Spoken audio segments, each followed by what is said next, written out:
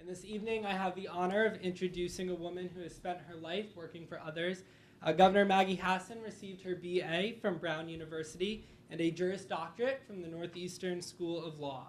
She's a proud wife and mother of 2 children, Ben and Meg, and she has spent her entire time in public service working to create a better life for them and all of New Hampshire's families. It was this desire to create a brighter future that drove her to run for the New Hampshire State Senate before being elected the 81st governor of the Granite State. Once elected, the governor did not hesitate to tackle the issues that she cares most about, making college affordable, expanding healthcare coverage in the state, improving infrastructure, and protecting our families. Maggie Hassan has listened to the concerns of New Hampshire, and as our next senator, she will lead on these issues. So please join me in welcoming our next U.S. Senator, Governor Maggie Hassan. Let me ask you a little bit about some of your foreign policy positions. You've pointed out a number of areas where you have differed with both the Obama administration and Hillary Clinton. Why should Guantanamo Bay be kept open? I believe that's been your position, that it should not be closed at the moment.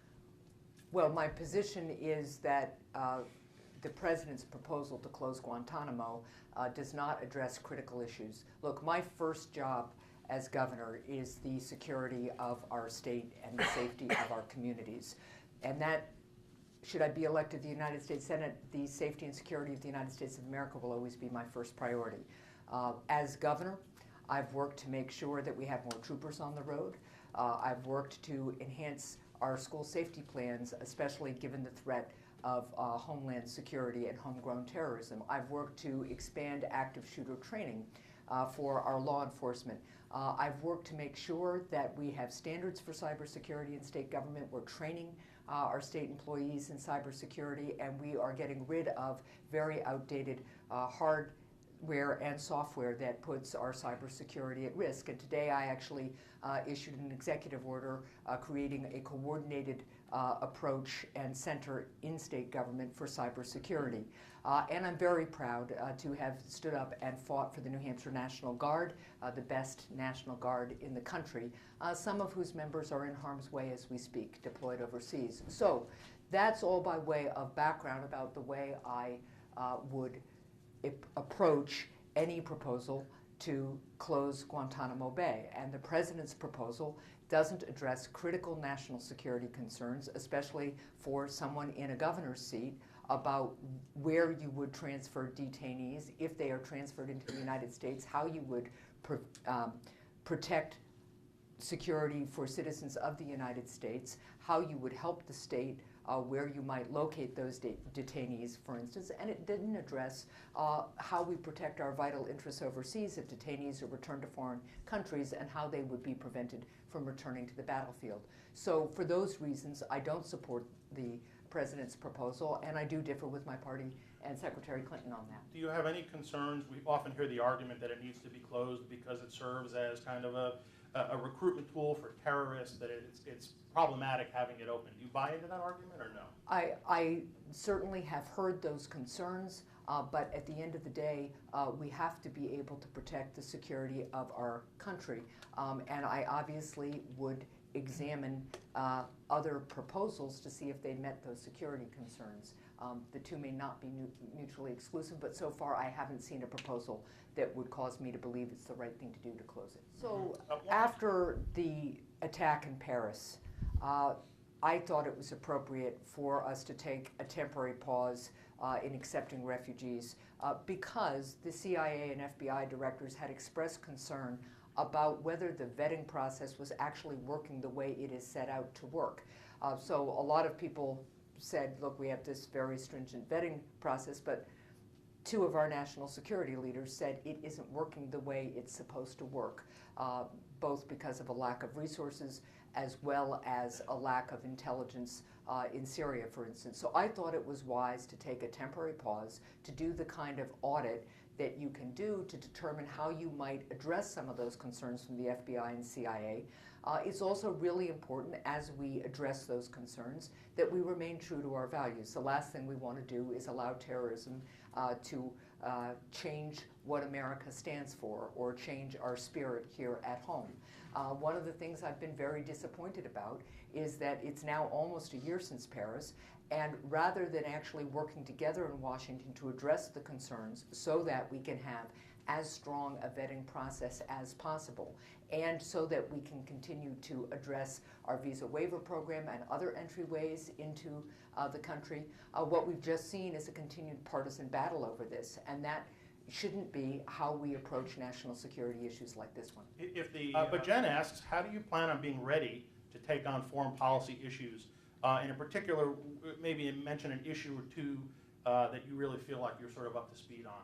Well, Jen, thank you for the question. And I spent a little bit of time just now when I was talking about how I went about evaluating the President's proposal to close Guantanamo Bay, talking about what I do as governor to keep our state safe. And like any other issue, governors are always gathering information, evaluating it, and making decisions based on it. And in my view, that's very good preparation for being a United States Senator on any issue.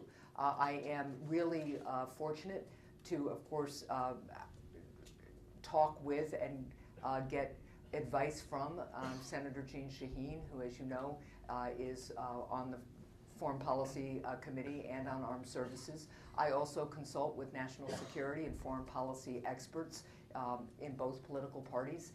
And as I have as governor, I continue to evaluate information. The thing I have focused on the most in terms of foreign policy and national security, and I have a national security plan that's available on the web, is how we go about defeating ISIS. Because in any national security framework, we absolutely have to destroy ISIS wherever it is. And so among the things we need to do is continue our airstrikes in Syria, but we should increase those.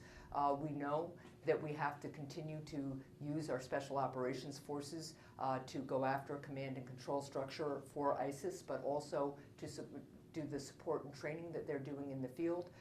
For instance, with the current campaign to take back Mosul. We also know that we have to work with our international partners to let them arm some of the moderate forces in Syria. We have to surge our intelligence not just in Syria but around the globe, both with human intelligence as well as the technical resources that we have. And lastly, I am very disappointed and concerned that the United States Congress has failed to take up to debate and pass a new authorization of use of military force so that we can be clear with the American public about what it will take to defeat ISIS. But stepping back from that particular issue, I think it's really important to consider what America's role in the world is. We are the strongest military and economic power in the world. We always have to work to maintain our military power and our economic leadership. We also are the strongest force for good in the world. Because of America's leadership, we helped win and end World War I and World War II. We helped broker the Camp David Accords and the Northern Ireland Agreement. We helped bring the Berlin Wall down. We have to continue not only to be the greatest military force in the world and to exercise our economic leadership, but we also know that we have to work with our international allies and use our military might only as a last resort. And we have to address critical issues that every nation and all people around the globe are dealing, in particular terrorism, climate change, and cybersecurity. And so that's the focus and the overarching theme and outlook that I would bring to the job of United States Senator. And why is climate change a national security issue? For a number of reasons. And I've been working to address climate change since my days in the state Senate, when I first was a co-sponsor of something called the Regional Greenhouse Gas Initiative, or RGGI, which brought New Hampshire into this regional cap and trade program. I've also worked on what is a state security issue on the impact of climate change to our state's preparedness for natural disasters and our resilience after natural disasters. This is a particular issue along the coastline of New Hampshire. And so we've worked hard to put together new tools really for our coastal communities to anticipate the impacts of climate change on the coast and what that will do to our communities. Everything from where we build commercial and residential buildings to what standards we need for those buildings, because with the possibility of sea level rise, the usual traditional storms that we used to experience now impact us in new ways. So does climate change generally in terms of its impact on our economy, on our transportation infrastructure. So that's one of the reasons it's a national security threat. The other issue that we have to think about is how we remain, or I should say, develop more energy independence. We've seen our ability to invest in clean energy, homegrown clean energy, grow over the last several years. New Hampshire's been a leader in that. There's more we need to do. But as long as we are dependent on fossil fuels and fossil fuels from overseas, that puts us at a disadvantage internationally and in terms of our own security. We've obviously become less dependent on oil from overseas, and we are much more self-sufficient than we used to be. But we do have to wean ourselves from fossil fuels, because we know that as the Earth warms, the kind of severe weather events we have put us at risk. So do you think we should participate? We have a question here, and this is one of my favorite ones from Wednesday, so I'm going to ask it again, from Sauhegan High School, although it's anonymous as to who wrote it. We had a fairly outspoken president in the Philippines in recent weeks, and this questioner asks, how do you think we sort of stop or reduce this kind of escalation of tension with the Philippines? Well, it is very concerning, the new president of the Philippines. We also know that other members of the Philippine government have expressed their concern and indicated that his statements don't represent their views. And so I think we need to look for opportunities to not only develop a relationship with him and understand, if we can, how best to get him to see how he might stand down a bit and begin to work with us again. But we also have to exercise the relationships we have with other government leaders to determine whether there are ways that we can cause him to step back and I guess step back from his aggression is the best way I can put it, and mitigate some of the statements he's made. But it's certainly really concerning, and I think we all know that the assumptions we've been making about our relationship with the Philippines are changing now because of his election and leadership. This is a question from Anna from Sauhegan. Is Anna here? Hello back there. This is similar to one that we asked Senator Ayotte. How do you plan to help women in North Africa and the Middle East who are suffering from a lack of basic human rights? Well, thank you, Anna, for the question. I think the United States has to continue to try to lead by example. So always stand up not only for human rights abroad, but for equal rights at home. And then we have to find ways to reach out to women around the globe.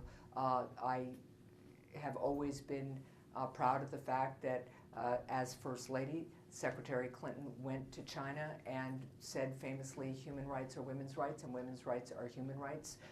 And we have to find ways forward to make that clear around the globe and empower women and girls. And in my view, a lot of that starts with educational efforts as well as economic development and international aid efforts.